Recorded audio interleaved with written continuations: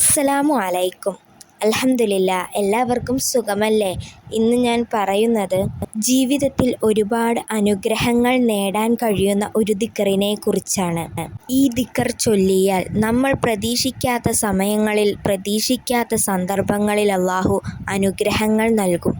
നമ്മളുടെ ജീവിതത്തിൽ ഒരിക്കലും പ്രതീക്ഷിക്കാത്ത കാര്യങ്ങൾ നടക്കുമ്പോൾ എന്തു സന്തോഷമാണല്ലേ.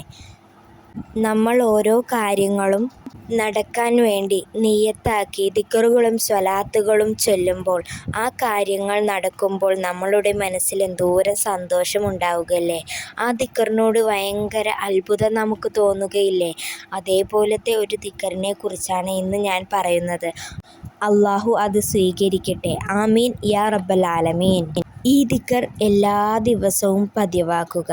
എല്ലാ ദിവസവും ഈ ദിക്ർ പതിവാക്കി കഴിഞ്ഞാൽ നമ്മളുടെ ജീവിതത്തിലെ എല്ലാ ആഗ്രഹങ്ങളും അല്ലാഹു സാധിച്ചു തരും. അത്രയ്ക്കും പവറുള്ള ദിക്റാണ് ഇന്നിവിടെ പറയുന്നത്.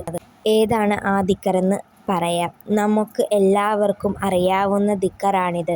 പല വീഡിയോയിൽ ഈ ദിക്റിനെ കുറിച്ച് ഞാൻ പറഞ്ഞിട്ടുണ്ട്. ലാ ഇലാഹ ഇല്ലാ അൻത സുബ്ഹാനക ഇന്നി കുന്തു മിനൽ ളാലിമീൻ. ലാ ഇലാഹ ഇല്ലാ അൻത സുബ്ഹാനക ഇന്നി കുന്തു മിനൽ ളാലിമീൻ. ലാ ഇലാഹ ഇല്ലാ അൻത സുബ്ഹാനക ഇന്നി കുന്തു മിനൽ ളാലിമീൻ. ലാ ഇലാഹ ഇല്ലാ അൻത സുബ്ഹാനക ഇന്നി കുന്തു മിനൽ ളാലിമീൻ. ലാ ഇലാഹ ഇല്ലാ അൻത സുബ്ഹാനക ഇന്നി കുന്തു മിനൽ ളാലിമീൻ. ലാ ഇലാഹ ഇല്ലാ അൻത സുബ്ഹാനക ഇന്നി കുന്തു മിനൽ ളാലിമീൻ. ഇൻഷാ അല്ലാഹ് ഈ ദിക്ർ 113 തവണ എല്ലാ ദിവസവും പതിവാക്കുക.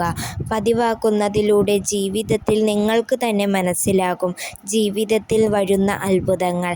എത്ര വലിയ വിഷമഘട്ടത്തിലും അല്ലാഹു നിങ്ങളെ സഹായിക്കുന്നതാണ്.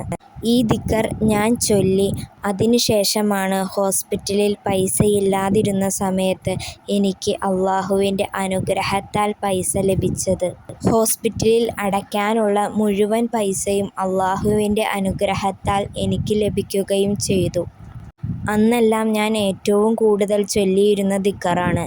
ആരുമില്ലാത്ത സമയത്ത് അല്ലാഹു ഉണ്ടാകും നിങ്ങളെ സഹായിക്കാൻ. ഇൻഷാ അല്ലാഹ് ജീവിതത്തിൽ ഈ ദിക്ർ പ്രയോജനപ്പെടുത്തുക. അല്ലാഹു എല്ലാവരുടെയും ആഗ്രഹങ്ങൾ, വിഷമങ്ങൾ, സങ്കടങ്ങളെല്ലാം മാറ്റിത്തരട്ടെ. ആമീൻ യാ റബ്ബൽ ആലമീൻ.